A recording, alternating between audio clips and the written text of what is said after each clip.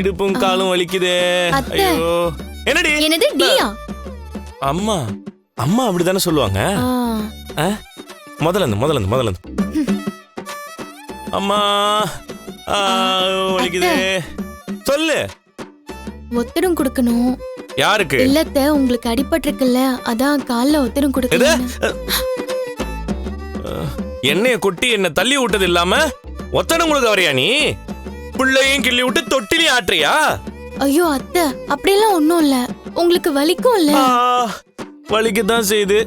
எல்லாம் உன்னாலதான். ஒத்தடம் கொடுத்து 10 போட்டா எல்லாம் சரியாயிடும் அத்தை. நடிக்காதடி. உன்னை பத்தி எனக்கு நல்லா தெரியும். பிளான் பண்ணி என்ன கீழே விழ வச்சிடல. உன்னை நான் சும்மா விட மாட்டேன். என்ன பண்றேன்னு பாரு.